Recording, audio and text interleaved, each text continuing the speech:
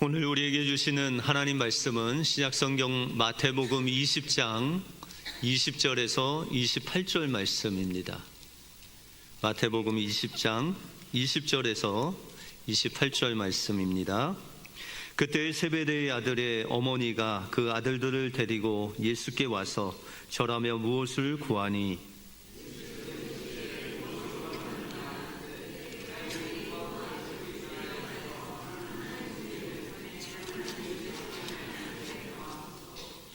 예수께서 대답하여 이르시되 너희는 너희가 구하는 것을 알지 못하는도다.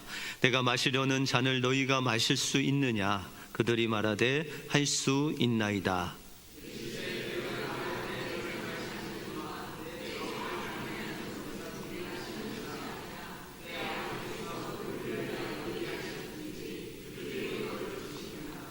열 제자가 듣고 그 두 형제에 대하여 분이 여기거늘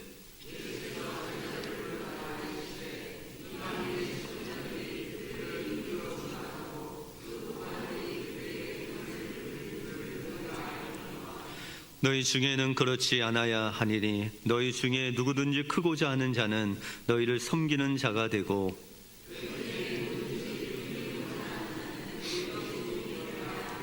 같이 읽겠습니다. 인자가 온 것은 섬김을 받으려 함이 아니라 도리어 섬기려 하고 자기 목숨을 많은 사람의 대속물로 주려 함이니라. 아멘. 우리 옆 사람들과 이렇게 인사 한번 하겠습니다. 섬기면 행복해집니다. 예, 잠시 우리 동영상 보고 우리 설교를 계속 이어가겠습니다.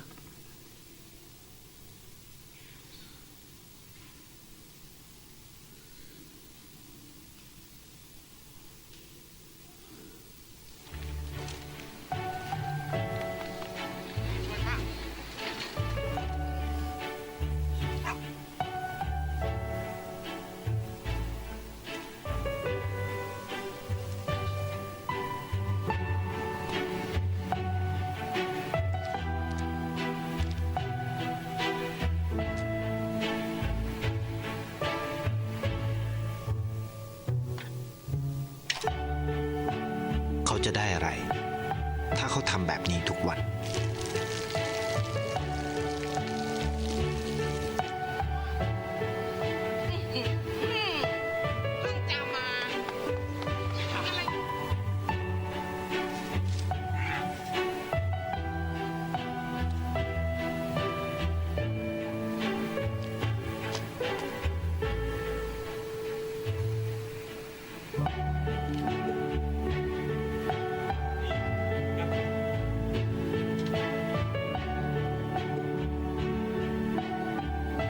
เขาจะไม่ได้อะไรเลยไม่ได้รวยขึ้นไม่ได้ออกทีวีไม่มีใครรู้จักไม่ได้มีชื่อเสียงที่มากขึ้น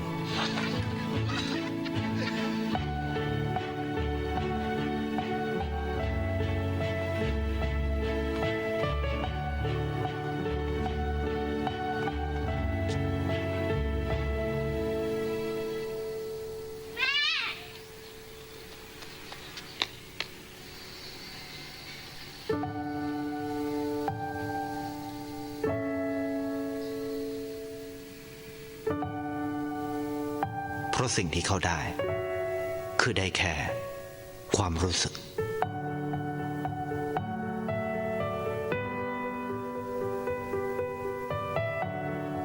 ได้เห็นความสุข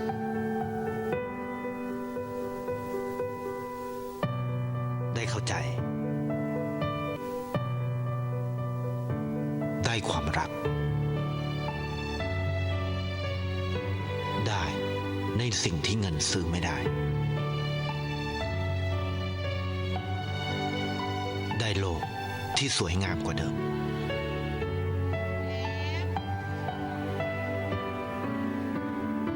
ในชีวิตคุณอะไรคือสิ่งที่คุณต้องการมากที่สุด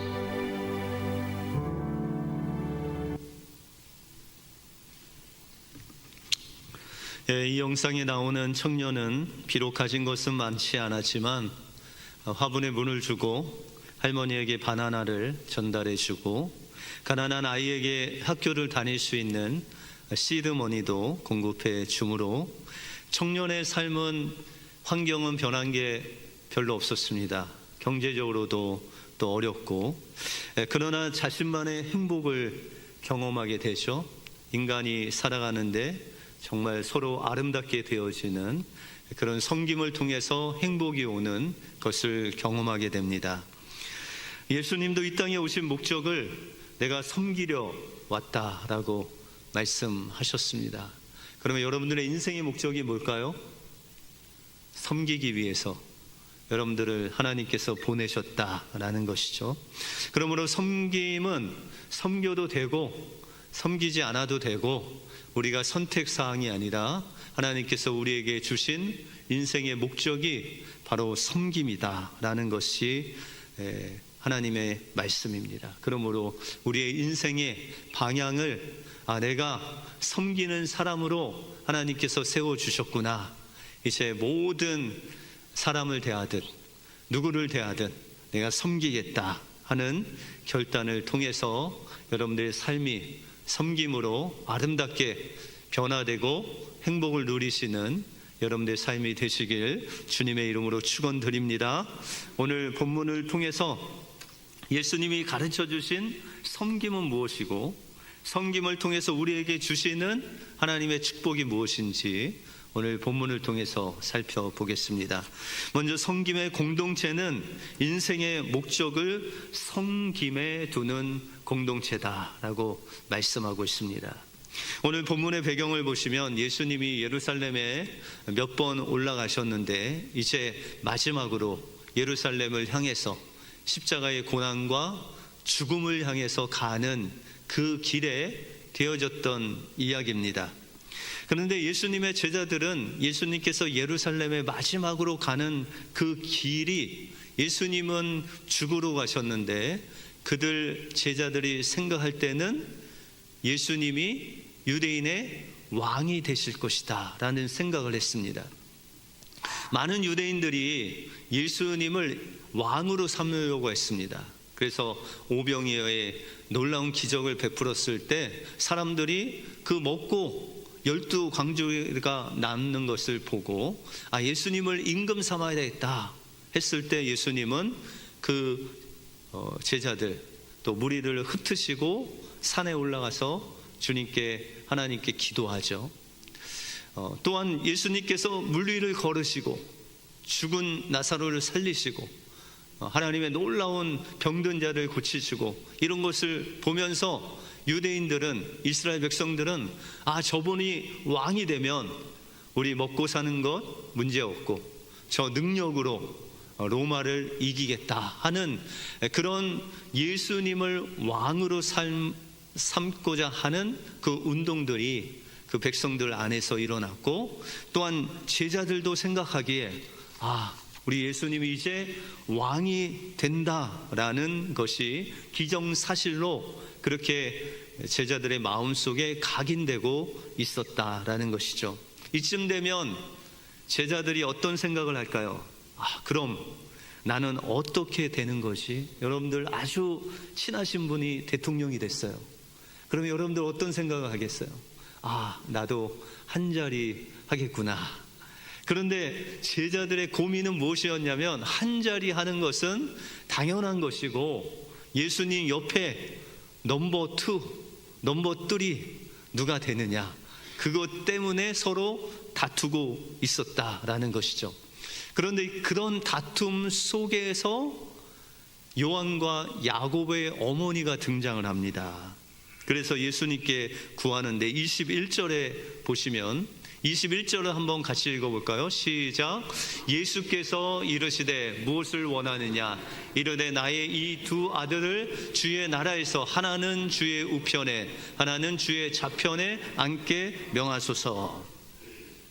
유대인 어머니와 한국인 어머니와 공통점이 있다는 걸 발견했습니다. 무엇인지 아십니까?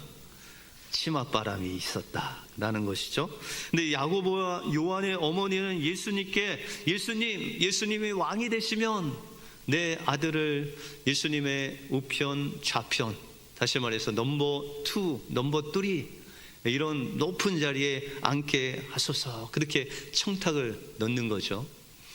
그런데 이 야고보의 어머니는 뭐 자식 사랑, 내리 사랑이라고 자식을 끔찍히 사랑하셔서 모르고 그랬다고 쳐도 3년 반 동안 예수님의 그 10 제자들은 예수님을 쫓아다니면서 수많은 예수님의 말씀과 예수님의 기적과 예수님의 하시는 일들을 보았는데도 불구하고 이 제자들마저 어떻게 하고 있냐면 24절에 보니까 10 제자가 듣고 그 두 형제에 대하여 분이 여겼다. 이 말은 뭐예요? 야, 내가 넘버 2, 내가 넘버 3 자리에 앉아야 되는데 무슨 말이냐, 니네 어머니가 무슨 말 하고 있는 거냐 하면서 막 마음에 막 분이 막 올라온다는 거예요. 그러면 이 10 제자들의 마음은 어떠한 거죠? 예수님 왕이 되시면 내가 다 넘버 2, 넘버 3 예수님의 옆에 앉아서 그 권세를 내가 누려야 된다는 그런 욕심으로 온 제자들의 마음이 가득 차 있었다라는 것이죠. 이런 제자들을 향해서 주님이 말씀하십니다. 25절에 보시면 같이 한번 읽겠습니다. 시작. 예수께서 제자들을 불러다가 이르시되 이방인의 집권자들이 그들을 임의로 주관하고 그 고관들이 그들에게 권세를 부리는 줄을 너희가 알거니와. 세상의 리더십, 세상의 권력, 세상의 그 지위를 갖게 되면 어떻게 된다고요? 힘으로 사람들을 짓누른다는 것이죠. 또 임의로 자신의 이윤을 위해서 사람들을 부려서 어떻게 하든지 그 권세를 잡았을 때 자신의 이익을 누리려고 그렇게 하는 것이 세상의 주관자들의 리더십, 세상의 리더십이다라는 것이죠. 그래서 세상은 좀처럼 서로 섬기기보다는 그 위에 내가 서기를 원한다라는 것이죠. 그래서 이웃 사촌이 땅을 사면 배가 아프고, 동료가 승진하면, 자기보다 먼저 승진하면 어쩔 줄 몰라 자존심이 상하는 것이 우리 안에 높아지려는 그 본성이 우리 안에 있다라는 것이죠. 예수님은 다시금 제자들에게 우리의 인생의 행복이 어디서 오는지 그 비결을 말씀하고 있습니다. 26절과 27절을 한번 읽어볼까요? 시작. 너희 중에는 그렇지 않아야 한다니 너희 중에 누구든지 크고자 하는 자는 너희를 섬기는 자가 되고 너희 중에 누구든지 으뜸이 되고자 하는 자는 너희의 종이 되어야 하리라 라고 말씀하고 있습니다. 하나님 나라의 권력, 하나님 나라의 권세는 어떤 사람이 갖는가? 그것은 바로 서로 섬기는 자. 내가 넘버 2, 넘버 3 자리에 앉으려면 어떻게 해야 된다고요? 그 사람의 종이 되어야 된다. 완전히 세상의 권세와 반대되는 그 권세가, 권력이 바로 하나님 나라의 권세고 하나님 나라의 권력이다 라고 그렇게 말씀하고 있다는 것이죠. 그러면 하나님께서 우리가 행복해지는 방법을 알려주셨어요. 여러분들이 권세를 잡는 방법을, 비결을 알려주신 거예요. 뭐 하면 된다고요? 뭐 하면? 별로 이렇게 탐탁지 않게 생각하시는데, 섬기면 여러분들 하나님 나라의 권세, 권력을 잡는 거예요. 여러분들이 넘버 2, 넘버 3가 되시는 거예요. 하나님의 보좌 우편에 예수님 옆에 앉게 되는 거예요. 어떻게 하면요? 섬기고 종이 되면, 모든 사람의 종이 되면 하나님의 나라의 권력을 잡게 된다라는 것이죠. 그러면 그 권력을 잡기 위해서는 뭔가가 필요하다는 거죠. 도구가 필요한데 그것이 지난주에 말씀드린 은사라는 거예요. 여러분들에게 주신 재능, 여러분들에게 주신, 여러분들이 잘하는 것, 그것을 주셔서 그 은사로 서로를 섬기도록 그렇게 인도하신다라는 것이죠. 한국의 어떤 교회에 부부 싸움이 가장 많은 그 집사님 부부가 상담을 왔어요.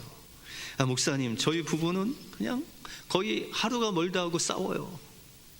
남편의 불만은 뭐냐면 직장에서 돌아오면 집안이 정리정돈이 안 돼 있다는 거예요. 청소 상태가 불량하다는 거죠. 근데 이 남편의 성격은 뭔가 이렇게 정리정돈이 안 되면 일이 안 잡히는 그런 성격이에요. 그래서 누가 뭐래도 그냥 지저분하면 먼저 이렇게 청소를 하는 거죠. 그래서 직장에서 다녀왔는데 좀 쉬고 싶은데 정리정돈이 안 돼 있으니까 막 혼란해요. 그래서 막 청소를 막 하는 거죠.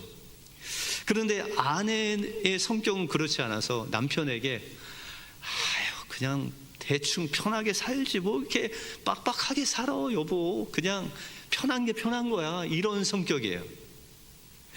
그래서 뭐 하루가 멀다 하고 싸우다는 거예요.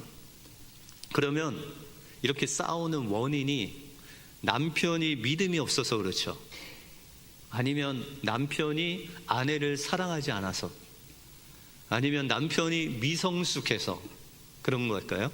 뭐 그런 부분도 있겠죠. 뭐 사랑이 조금, 예전에는 사랑이 충만해서 그럼에도 불구하고 아무 소리 안 하고 청소했는데 사랑이 조금 식어서 그럴 수도 있는데 주된 원인은 아니다라는 것이죠. 그 주된 원인은 서로의 은사가 다르다는 거예요. 그 남편의 은사는 정리정돈을 잘하고 청소하는 데 은사가 있고, 이 아내의 은사는 따로 있다는 거예요. 그래서 목사님이 그랬어요. 아내 집사님에게, 그럼 남편이 와서 청소를 할 때 맛있는 음식을 만들어 주세요. 그랬더니 아내가 하는 말은, 목사님 저 요리를 잘 못합니다 그러더래요. 그런데 한 가지는 잘한대요. 맛집이 어딘지는 잘 아신대요. 그러면은 집사님, 남편이 들어오기 전에 그 맛집에 전화를 해서 음식을 오더해라. 그 다음에 또 잘하는 게 무엇입니까? 목사님 저는요, 음식은 못해도 노래를 잘한대요. 그리고 남의 이야기를 잘 들어준대요. 그러면 됐다고. 남편은 집에 들어오자마자 이 어수선한 분위기를 딱 보면 마음에 어떤 마음을 가져야 되냐면, 또 내 은사를 발휘할 때가 됐구나, 청소의 은사를 발휘해보자 라고 하고, 그 아내는 이제 내 은사를 발휘할 때가 됐구나. 그래서 청소하는 남편 옆에서 노래를 불러주고, 또 남편이 뭐 직장생활에서 이런저런 불편한 일들을 들어주는 그런 일을 하고, 또 맛집에 연락해서 음식 사주고, 그러면 그 가정에 평안이 올 것 같습니다. 그렇게 목사님이 상담을 해 주셨다는 거죠. 우리 교회에서도 마찬가지예요. 주방에 보니까는 어떤 분은 음식은 잘 못해요. 그런데 밥을 푸는 거는 잘하시는 분이 있어요. 그러면 그분은 음식하면 안 되고 그냥 밥만 푸세요. 어떤 분은 그냥 칼질을 잘하시는 분이 있어요. 그분은 칼질을 하시고, 어떤 분 음식 잘하시는 분은 그분이 음식 딱 담당하시고, 이렇게 은사, 여러분들에게 하나님께서 주신 그 은사가 모아져서 서로 섬길 때 하나님께서 교회를 세워주신다라는 것이죠. 그래서 예수님이 말씀하시기를 인자가 온 목적, 다시 말해서 예수님의 인생의 목적이 성김이다라는 것을 확증해 주셨는데, 28절을 한번 같이 읽겠습니다. 시작. 인자가 온 것은 섬김을 받으려 함이 아니라 도리어 섬기려 하고 자기 목숨을 많은 사람의 대속물로 주려 함이니라. 여기서 인자라는 것은 예수님을 스스로 이야기할 때, 나는, 내가 온 것은, 이 말이에요. 그죠? 그러면 인자라는 단어에 여러분들이 이름을 넣고 한 중반절까지 읽겠습니다. 여러분들의 이름을 넣고 시작. 상훈이가 온 것은 섬김을 받으려 함이 아니라 도리어 섬기려 하고, 여기까지. 뒤에는 어렵잖아요.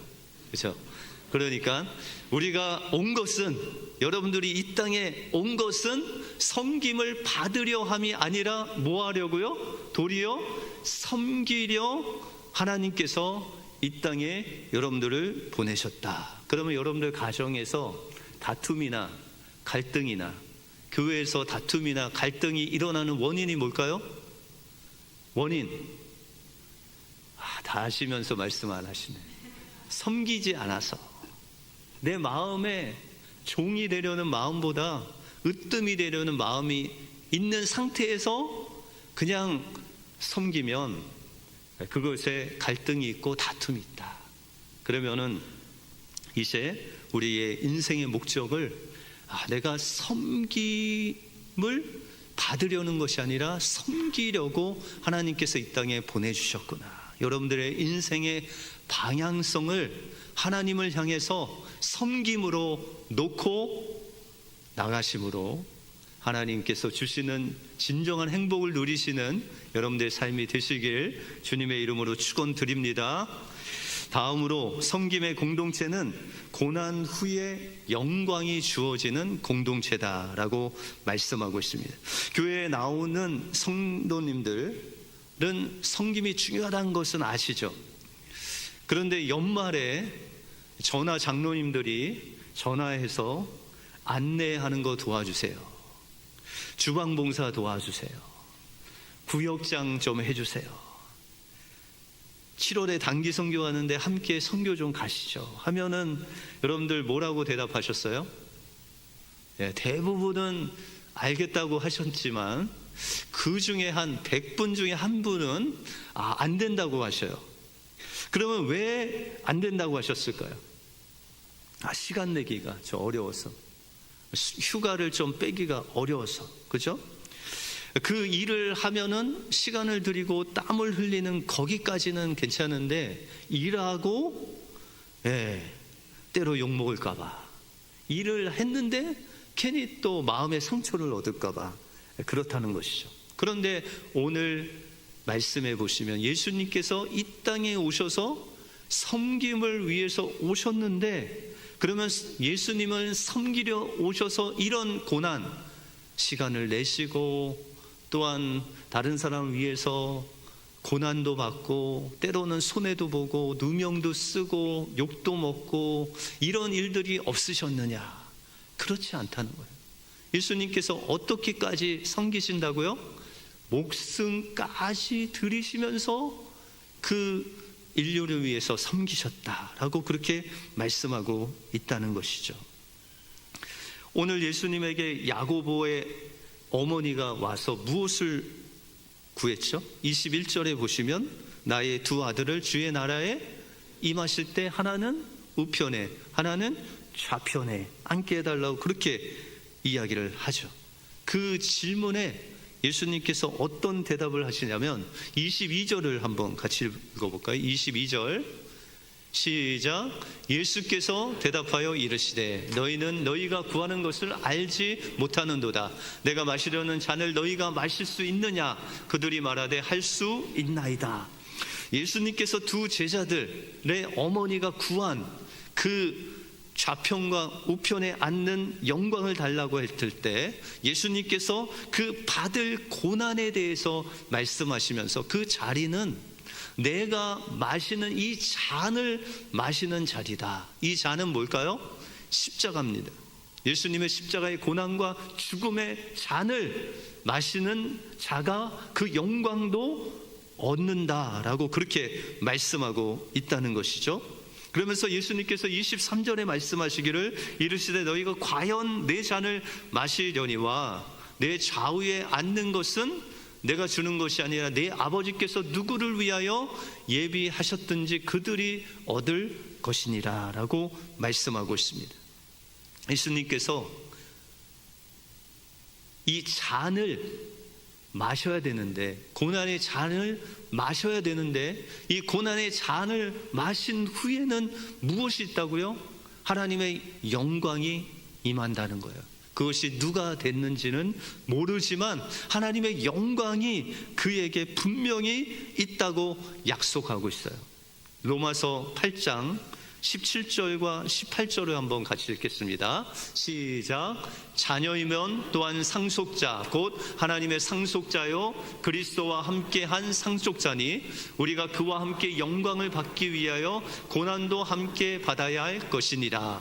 생각하건대 현재의 고난은 장차 우리에게 나타날 영광과 비교할 수 없도다 라고 말씀하고 있습니다. 하나님의 자녀라면 고난이 있다라는 거예요. 왜요? 이 세상은 하나님이 온전히 지배하는 세상이 아니기 때문에, 그런 하나님의 통치함을 받지 않는 세상이기 때문에, 하나님의 통치함을 받는 자녀들은 이 땅에 살 때 우리의 가치관, 생각, 방법, 인생의 목적이 다 반대되기 때문에 부딪히고 고난이 있고 어려움이 올 수 있다라는 것이죠. 우리가 섬기려고 했을 때 그 섬김을 받지 못하는 사람을 통해서 때로는 갈등이 있고 때로는 부딪힘이 있고 때로는 어려움이 있을 수 있다라는 것이죠. 그런데 하나님께서는 이 섬김의 은사를 발휘하고 하나님의 후사로 세상을 섬기며 그 인생을 마쳤을 때 하나님께서 주시는 놀라운 영광이 기다리고 있다는 거예요. 그 영광은 누구의 영광이에요? 하나님의 후사, 하나님의 상속자, 하나님의 자녀의 영광이 여러분들에게 기다리고 있다라는 것이죠. 그래서 예수님께서 너희가 구하는 것을 너희가 알지 못한다. 그런데 여러분, 이 영광을 구한 하나님의 그 보좌 우편 좌편에 앉는 그 영광을 모르고 구한 야고보와 요한은 어떻게 됐을까요? 우리가 사도행전에 보시면 이 야고보는 제자 중에 첫 번째 순교자가 됩니다. 헤롯 왕을 통해서 목베임을 당해서 순교자가 됩니다. 그리고 사도 요한은 맨 마지막까지 살아남아서 밤모섬에서 요한계시록을 쓰고 그 많은 핍박받는 성도들을 말씀으로 섬기고 그들을 위로하고 격려하는 마지막 성경을 쓴 사도가 됩니다. 이와 같이 그들은 알지 못하고 구했지만 주님께서 말씀하신 그 섬김으로 그의 인생을 하나님 앞에 드렸을 때 때로는 고난과 핍박이 있었지만 결과적으로는 하나님의 놀라운 영광을 누리게 되는 그런 놀라운 은혜를 경험하게 되었다라는 것이죠. 하나님께서 여러분들에게 직분을 주셨잖아요. 어떤 분들은 저는 목사님 자격도 없고 능력도 없는데 이 직분을 어떻게 감당해야 되겠습니까? 라고 말하시는 분이 있어요. 그런데 여러분들에게 직분의 자격은 하나님께서 여러분들 선택하셨다는 거예요. 그 직분은 하나님이 여러분들 선택해서 주신 거니까 그거는 자격이 되는 거예요. 하나님이 선택한 거예요. 능력은요, 여러분들의 그것에 순종할 때 하나님이 능력도 주신다라고 그렇게 말씀하고 있다는 것이죠. 하나님이 주신 그 사명을 우리가 감사함으로 받고 또한 순종할 때 하나님께서 그것을 감당할 수 있는 능력도 주신다라는 것입니다. 어느 교회에 나이가 지긋한 할머니가 이제 교회에 나가게 되셨습니다. 그런데 이 할머니 성도니까 이렇게 보시니까 자기도 뭔가 교회에서 일을 하고 싶으시대요. 그런데 이제 연세도 드시고 할 수 있는 게 별로 없는데 주보 정도는 이렇게 나눠 주실 수 있을 것 같아요. 그래서 주보를 나눠 주려고 보니까는 안내하시는 분들이 아주 예쁘게 옷을 입고 주보를 잘 나눠 주시고 계시다라는 거죠. 그래서 이 할머니 성도가 내가 할 수 있는 게 뭐가 있을까? 주보를 교회 안에서 나눠주지 못하면 내가 교회 밖에서 주보를 나눠주겠다라고 생각하고 매 주일 주보 예배를 끝나고 5장씩 가지고 자기 집 근처에 있는 5집에 우편함에 이 주보를 넣기 시작했대요. 그런데 그 5집 중에 한 가정에 어떤 아저씨가 하루는 보니까는 자기 우편함에 자기도 모르는 교회 주보가 꽂혀 있더래요. 그런데 이 아저씨의 마음이 좀 강팍해서 이거 누가 실수로 했나? 처음엔 그랬는데 한 주, 2주, 3주, 한 달이 지났는데 계속 주보가 꽂혀 있으니까 마음에 막 화가 나더래요. 그래서 이 사람을 잡으면 내가 속으로 욕을 그냥 하고 다시는 못하게 하리라. 그러고 기다렸대요. 그런데 주일날 오후에 어떤 지같이 나이 드신 할머니께서 그 우편함을 열어서 주보를 넣으시고 가시더래요. 그래서 속으로 그냥 소리를 지르려고 할머니라고 불렀는데 그 할머니가 고개를 팍 돌리는 순간 몇 년 전에 돌아가신 어머니가 확 생각나더래요. 그러면서 그 어머니가 돌아가시면서 유언 같은 말씀을 하셨는데 그 유언의 말씀은 얘야, 너 예수 잘 믿고 충성하다가 천국에서 만나자. 그렇게 말씀하셨던 거예요.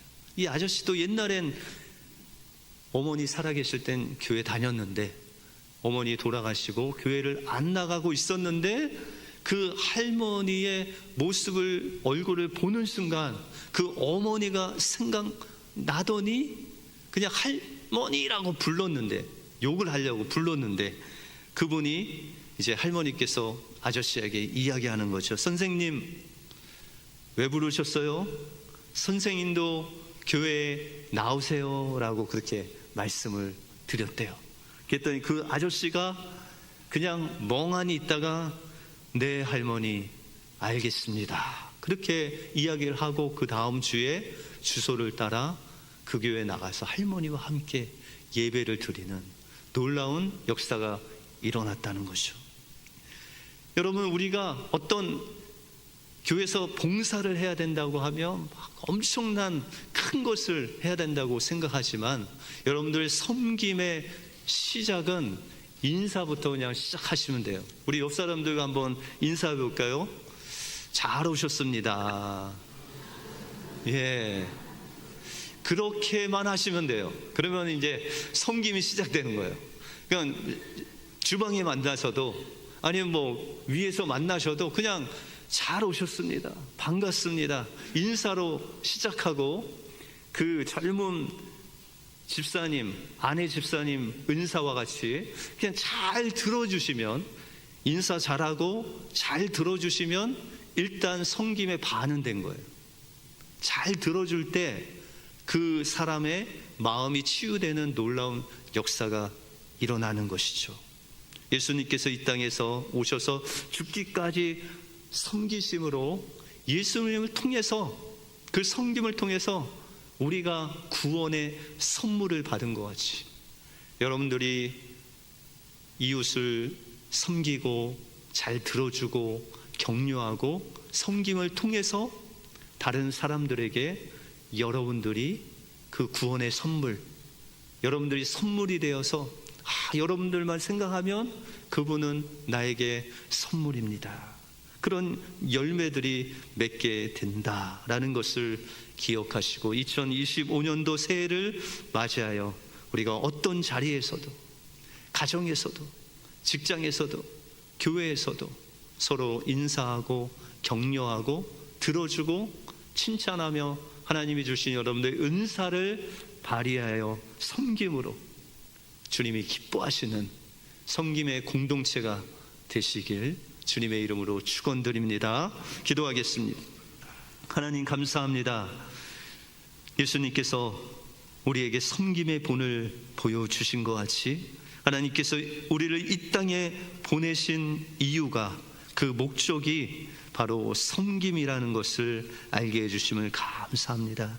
하나님, 우리가 이제 예수님께서 명령하신 그 섬김의 자리에 늘 있게 하여 주셔서 우리의 마음속에 나의 인생의 목적이 바로 섬김인 것을 다시 한번 기억하게 하시고, 하나님께서 주신 은사를 가지고 우리가 서로 섬김으로 인해서 하나님의 나라가 세워지고 주님께 받은 그 선물을 또한 나눠줄 수 있는 복된 삶이 되게 하여 주시옵소서.